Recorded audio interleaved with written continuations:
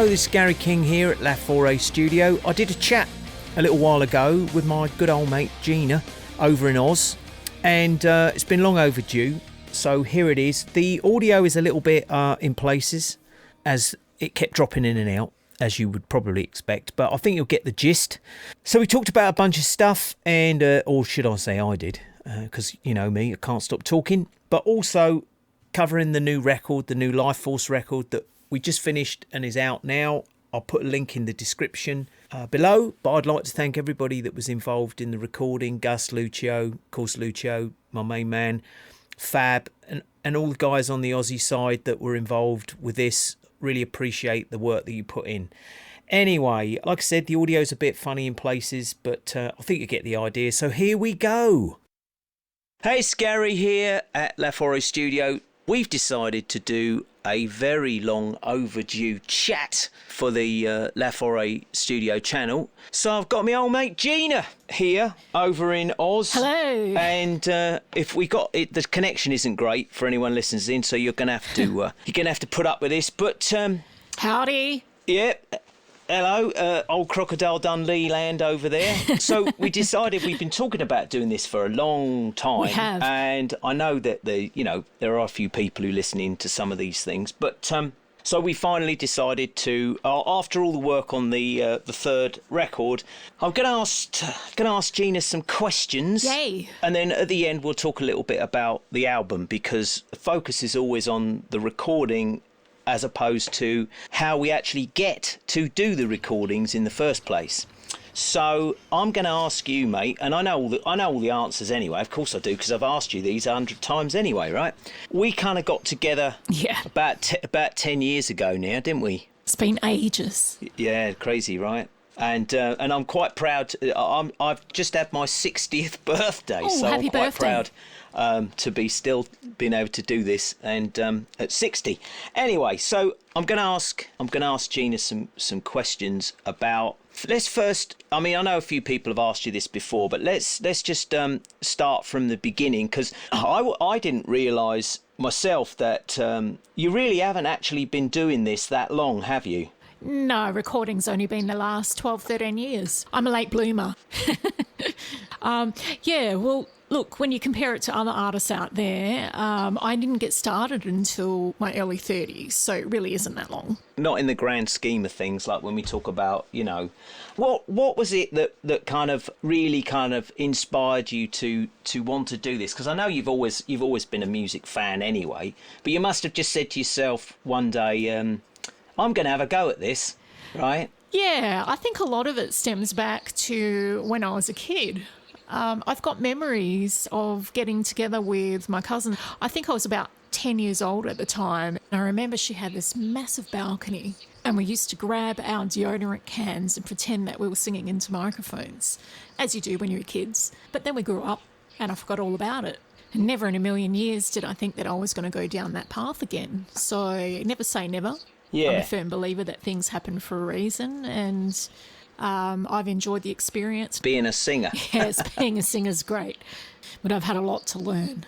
Yeah, you must have been listening to things, and you must, because like, I remember, when I was a kid, a friend of mine had drums, and I was like, I want to have a go at that, and of course you end up in the place that we are now.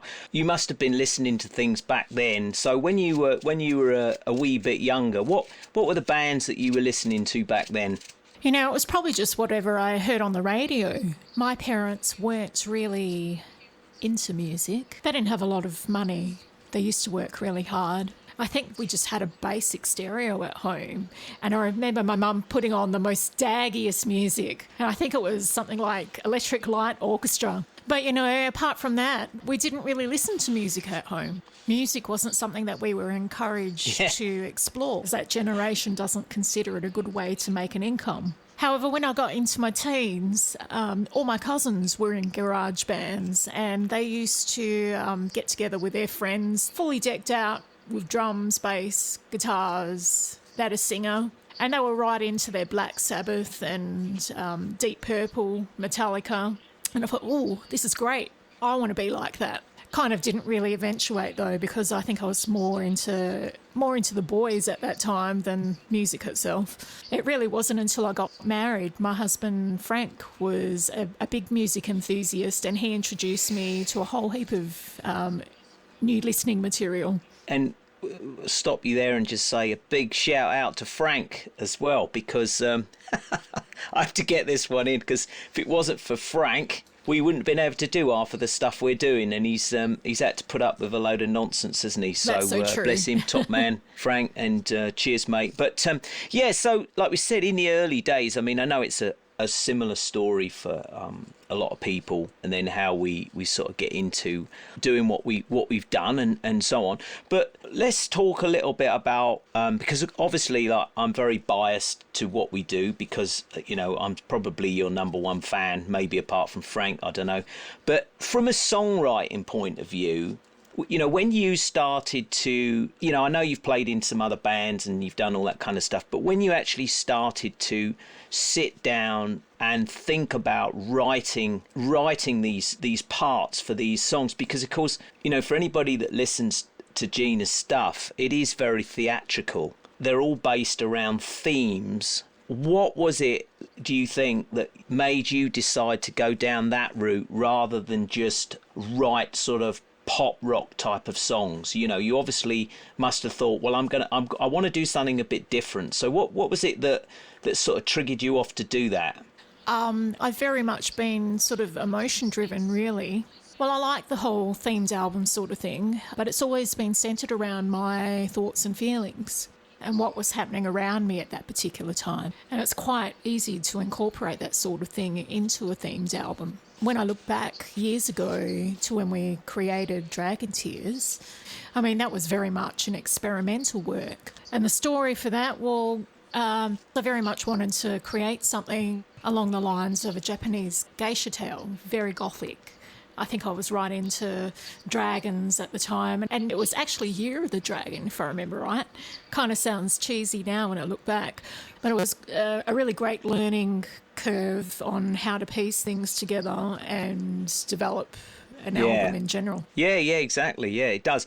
I know a few people have done the same type of thing, over the years. It is a sort of, it's more of an experience, isn't it? It's not, it is. None of the things that you've done, love them or hate them, whatever, are something that you can just pick a track and play it. I mean, you can, but it is like an old school record where you have to sit down and listen to it from the beginning to the end. Well, that's right. To me, it's not something that you can just stick on whilst you're chatting to friends over coffee as background music. You got to sit and listen to it. And I think that's one of the things that I liked so much about it was, of course, when we were younger, we used to go out and buy records. That's right, it's all gone. We used to stick them on, and we used to read all the notes and the credits and look at the artwork and stuff like that, which, of course, a lot of that has gone now. So it was such a great thing to almost have somebody give me something that took me back to like when I was 15, 16 and went to a record store to buy something, and one of the things that makes it different. But from a songwriting aspect, songwriting is a real craft, in my opinion. I mean, it's something that someone's gifted with, and we've talked about this before. For somebody who wasn't sort of schooled in this type of thing, you taught yourself as you went along. But what was your original process when you first started? You got your computer and you started composing using loops and little snippets of audio to be able to build these tracks. How did you start to do that? You obviously had to teach yourself in the first place how to make it work, right? Well, I think it was a lot harder 20 years ago. Things are definitely a lot easier in today's day and age. There's some great software out there now, like Logic Pro, Studio One, Pro Tools. They all come with a great selection of loops and orchestral elements. So for me, I always used to come up with an idea in my head, and then I'd try and replicate that idea with the software, laying out the full song structure, laying down the vocals, building around the vocal line, adding the sort of sounds that I would expect to go with it, like a lot of strings, keyboard parts. It goes hand in hand with symphonic music, really. So by the time I've finished adding my chord progressions, I'd come up with a finished song, and you could quite easily give it to anybody and they would be able to understand what sort of style and feel you're aiming for. Yeah. You know, even if you didn't have all that software, even just coming up with a simple lead sheet with chord progressions is all you would need to give to other musicians to work on. And, you know, I think I did exactly this for Breathe on the Life Force album. I just put down a simple lead sheet with a vocal line and everyone got what I was trying to achieve straight away. But, you know, it should get easier as you go along. And then once you get over that first song, the whole process of songwriting becomes easier and easier. Yeah, it's quite funny actually, isn't it? That for anybody that's listening in and I know pretty much everybody follows the same process, but you know, over 3 sort of albums worth of material and some other extra bits and pieces, we very rarely changed anything as such. It was like the layout actually worked. You've never sent sort of like ideas. This is an idea for this. It was like, this is the song called blah blah blah. That's it. Which I always thought was fascinating, and apart from maybe it was a little bit different with the second album because obviously the first album took 2 years to complete because it was a work in progress. But with album 2, I think all those songs were written over a period of 2 weeks, and I remember, how am I going to hurry up and come up with ideas for another whole album in a couple of weeks? And I remember I had my laptop on holidays, and I'm there laying down ideas for, I think it was just a verse, chorus, and then a bridge section, and that's all I came up with, because to get together 10 songs in a week is a week or two is pretty hard to do. But everyone still knew what I was trying to achieve, and I think it's important to add that you need to have a really great team around you that kind of understands what you're trying to do. Yeah, the overall structures of the songs, like I said, from my end, it was like, you know, I got it from day one, like, yeah, I know exactly what we're going to do with this. There was no having to rethink anything. True. It was just like it was there, you know. And I think that is, again, it's almost like, was like a band mentality in a way, even though everybody is from different places. I think we all really understood 90% exactly where you wanted to go and what the idea was, especially with, you know, I know you said on that thing about, you know, we changed a few vocal lines, but all we really did was got the bigger, heavier vocal as the lead, and then the more operatic ones as maybe the backup vocals in places. But, you know, one of the things I was going to say is, for anybody out there that's like, you know, looking at writing, and how people are able to structure, because a lot of these artists that we see, and a lot of people think that they, you know, we love the song by so-and-so, and then you find out that actually the person singing it has never written a song in their life. And they are written by songwriting companies, you know, which has been the norm for a long time. I mean, Elvis never wrote a song, Frank Sinatra never wrote a song, Tony Bennett never wrote a song. You know, you can go through all of those sort of people. But I was going to ask you 3 things. If you just say you had a young singer in front of you, somebody you know, not a band, but a singer, somebody you wanted to write that could play a bit of keyboards, what would be the 3 most important things that you've learned if you were going to advise anybody on songwriting, melodies, you know, to put the whole thing together, not go out and play live, not get band members or anything like that, just sit and write? What would be the 3 main things that you would talk to somebody about, that you've learned, that may inspire them and help them do what they want to do? Well, for me, one of the biggest things is don't try and mimic. There's so many people out there that try their hardest to become exactly like their idols. You know, come up with your own sound. I mean, everyone's voice is different. So as an artist, you really need to embrace your own differences in your vocal and work to its strengths. I've always believed that if you also write music that comes from within, comes from the heart, well, then it's much easier to resonate with people.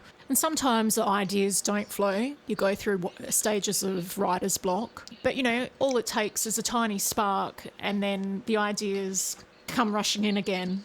And, you know, you have to surround yourself with people that are on the same wavelength as you.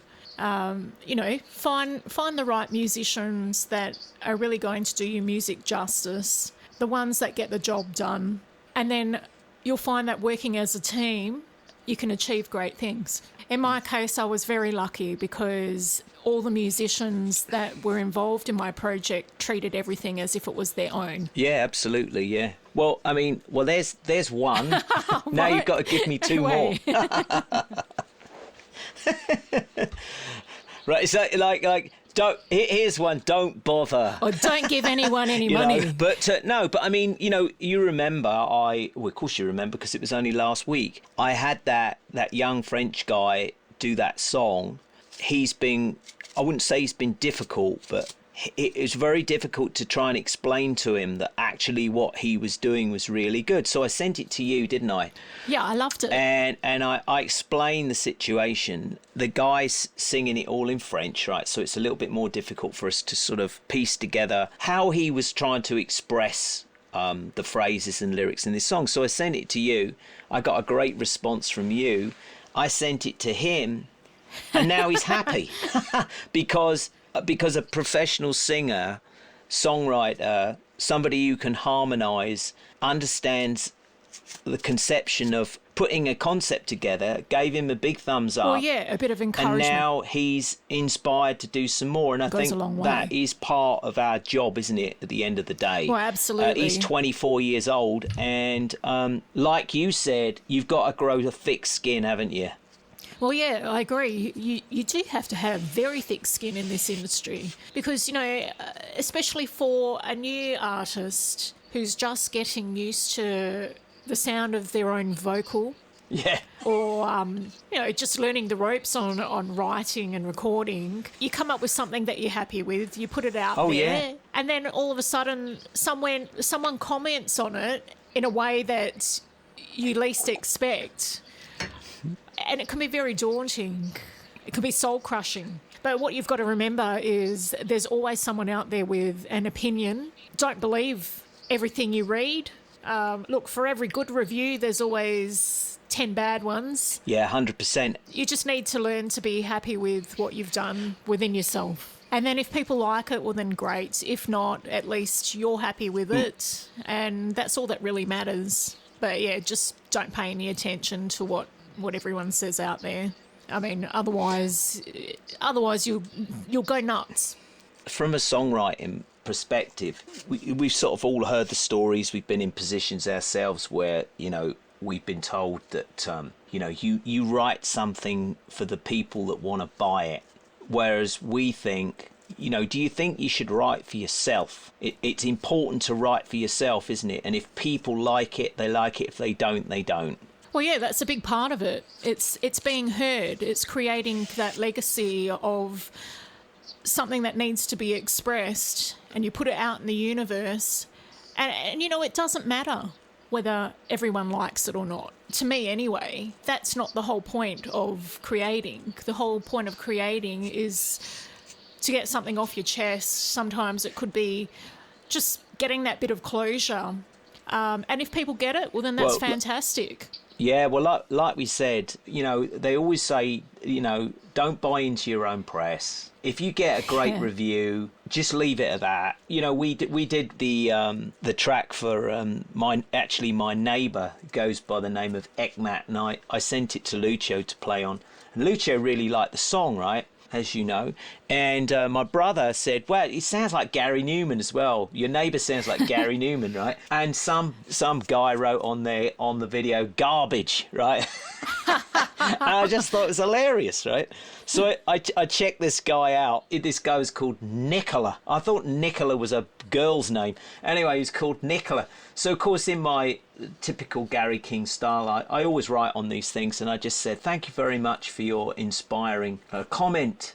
By the way, nice 80s perm because he obviously got curly hair, but I just thought I'd throw a little thing in there. And the guy wrote back to me, right? He was probably about 18, and he wrote back to me, and he wasn't rude or anything like that. But it's like, first off, if you don't like it, that's fine. Is it garbage? But what the internet gave people was this seat to be able to kind of be mean in a way. And yeah, most of those people have actually got nothing to offer themselves. And when you ask them, well, what should I have done then that would make it better? They have no answer, right? So that's where this whole sort of thing has gone. So you can be criticised by anybody. I remember years ago, we did a showcase at Nomis Studios in London. Yeah, I remember. When we were working with Sanctuary Music, and this guy came along. I think I told you this story. This guy came along, and the guy that was sort of running the show,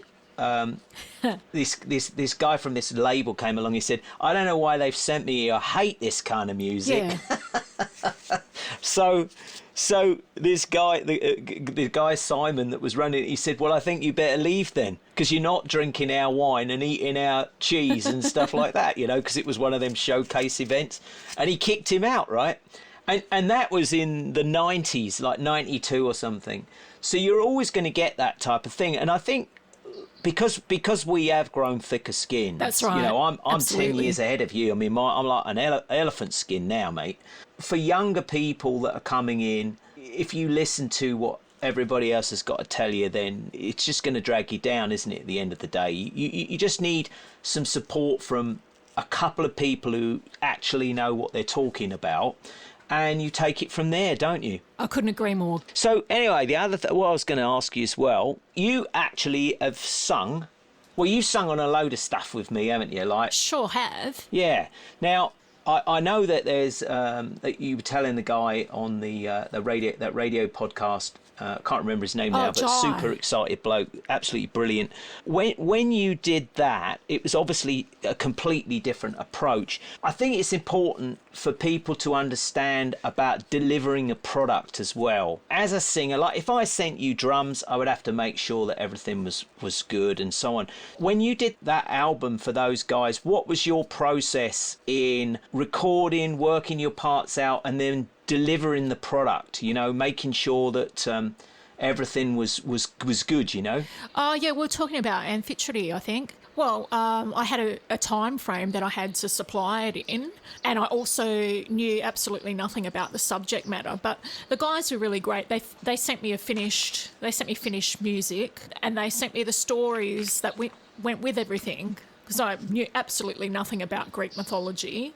So, they sent the story for each song, and it was broken down to exactly where they wanted vocals, and they said, "I'll read this passage here and come up with your own lyric and take particular note of the perspective that we're after." So they kind of just left it up to me to come up with something that fit the brief. And so basically I sent them the first song. I sent them exactly what they asked for, but I thought, I don't know whether they want backup vocals, no backup vocals. So I just sent them whatever I could do. I sent them everything from narrations, and it turned out that there was the chorus section, some of them had about 30 tracks, and I always double up the vocal. But, they liked it and they used everything. I told them, if you don't like something, just don't put it in there. I just didn't know what they were after.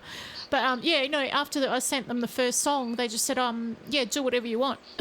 So it was great. And I think I did the whole album, all the vocals were completed in 3 weeks. Nice, clean tracks. I sent them a listening copy with a bit of effect so they can hear it back.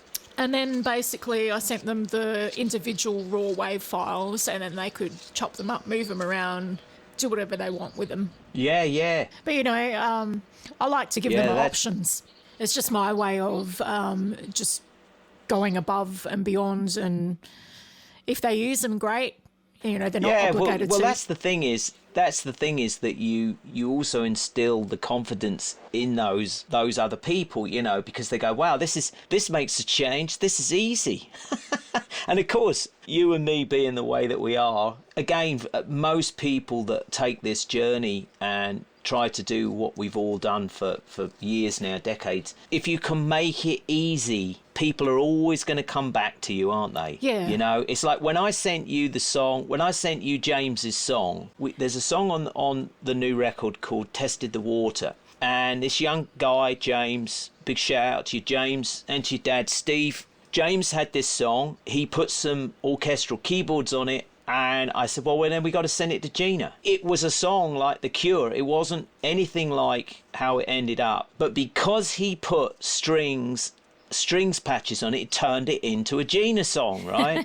So I sent it to you, and even though you didn't write any of it, what you sent back was just like, well, there it is. It's so easy. It's so perfect, you know. There was no ums and ahs or anything like that. And I think that's one of the things that, you know, and I'm sure there's a lot of guys and girls out there that can deliver the same type of thing. But your approach on that, once again, was like, it was so easy. I think something that we've learned along the way, this goes for anything. If you work in a restaurant or you're a gardener or anything like that, if you can make the job easy, well, yeah, it's a lot more fun, isn't it? Absolutely.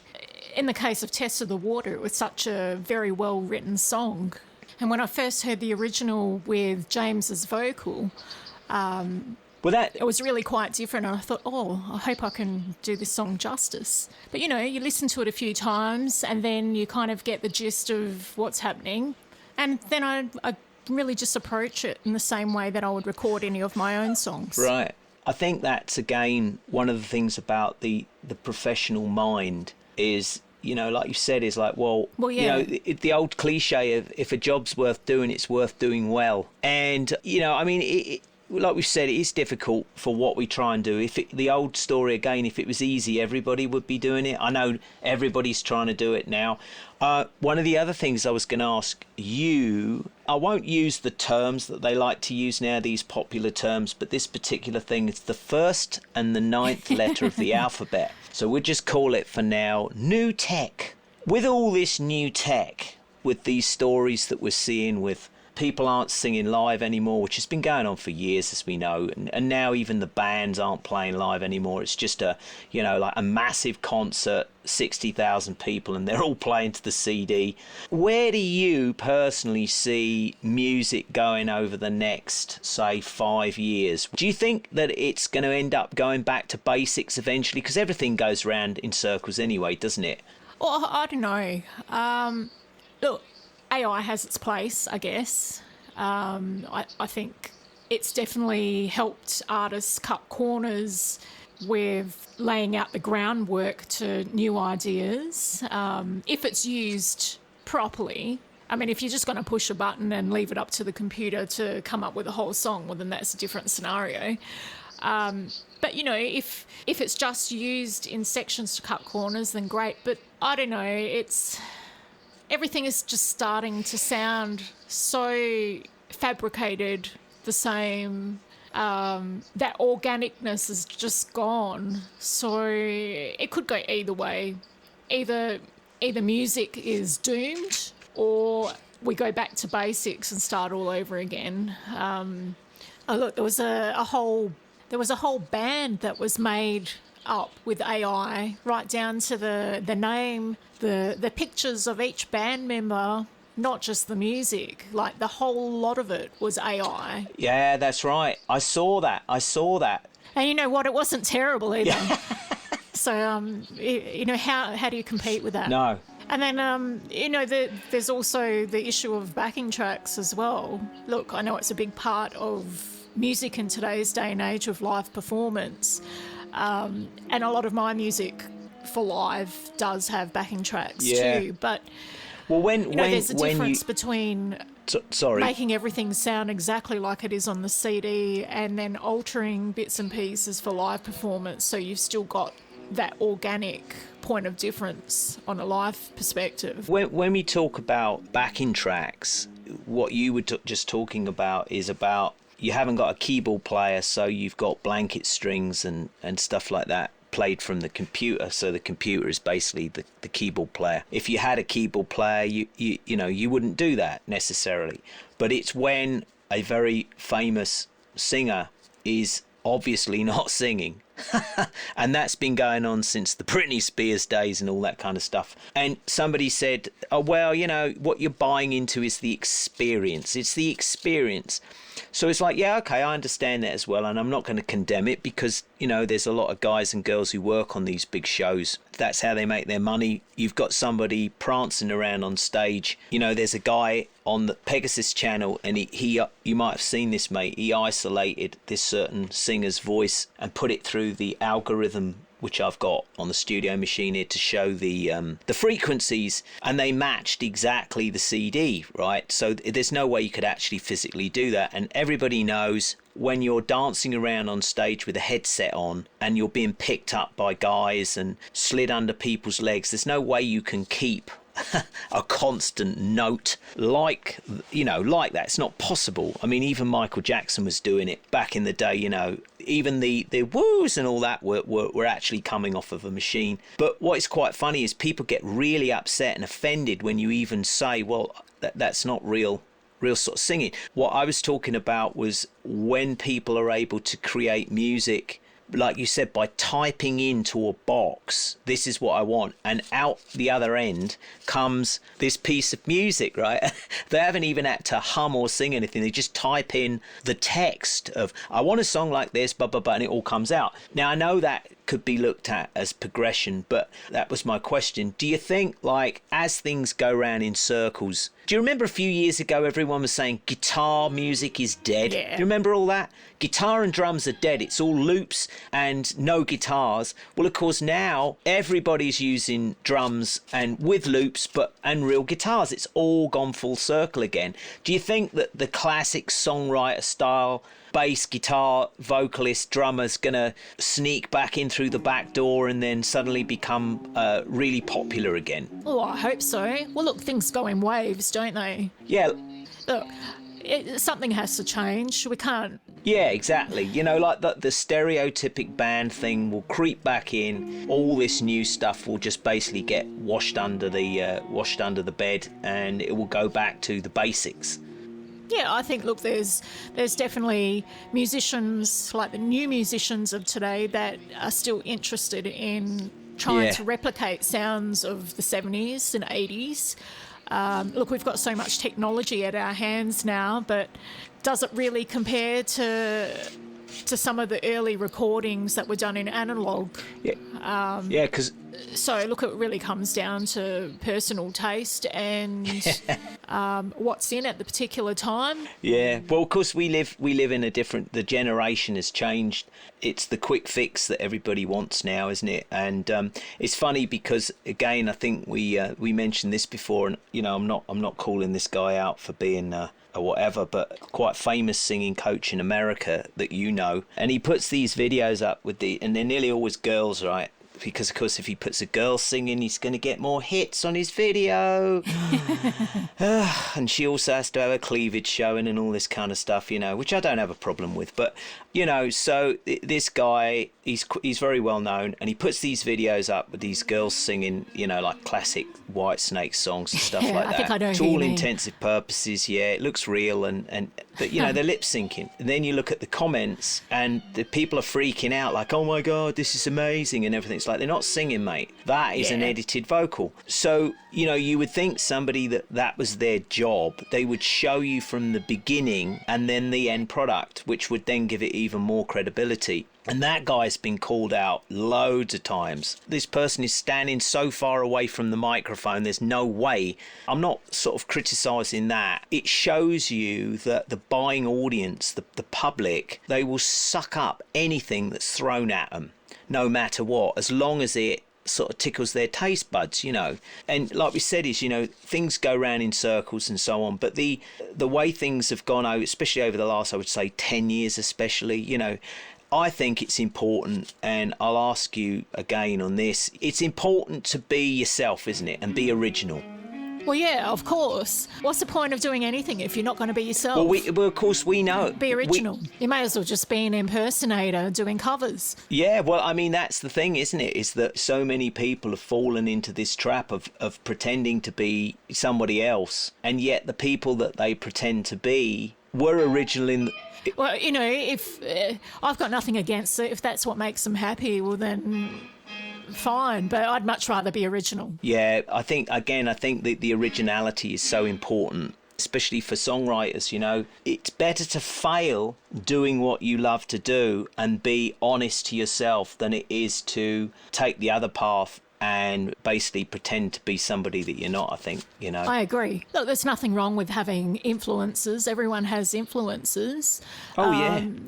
You know, it's a big part of shaping your individuality. You draw on these influences and adapt them in your own special way without, you know, necessarily copying their sound. You know, it's like when we look at tribute bands especially, look, don't get me wrong, there's some great tribute bands out there, but then there's some tribute bands that, I don't know, to me, don't do the music justice. When you look at a lot of these hair metal bands of the 80s, you know, back then they all dressed that way with the big hair and they had the outfits, but they were the complete package, and it was quite the norm back then. Nowadays you get tribute bands that they try and replicate how they looked on stage, but they've got these cheesy wigs, and it wasn't cheesy back then, but they've just cheapened it all by making it cheesy. Like, why can't they just get out there and play the music? Why do they have to make it so corny? My brother was here, a friend of ours, and they went to this biker festival and they had the obligatory AC/DC tribute band, right? And Neil said to me, he goes, listen to this. It was absolutely brilliant, right? But the guy that was singing, he didn't sound anything like... His voice was so good, right? I was like, my goodness, this guy can sing. But he probably knew that there's no way that anybody would be interested in him. You know, like he probably played in bands and everything, and he sort of succumbed to being in this sort of tribute band. But his voice was...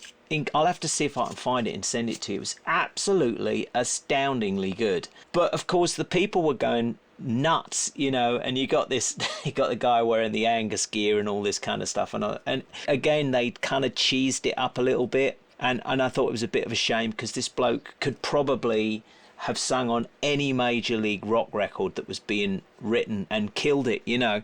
But, you know, we've had that sort of thing for a long time now, haven't we, since they did the bootleg Beatles and the ABBA tributes and all this kind of stuff. But we did our little cover thing of Phantom, which came out absolutely brilliant. But as you know, I've always prided myself on to create and not copy. And I think, going back to what we said, and we did it exactly our way. Yeah, exactly. Yeah, like the classic song. Well, we did it our way, not my way. We did it our way. But, you know, going back to the very first album, stuff that me and Paul did prior to that, even the AGD stuff, which are all the same musicians, by the way, aren't they? We sort of prided ourselves on trying to do good songs and create a good production and getting it out there. So just have a little chat just briefly about...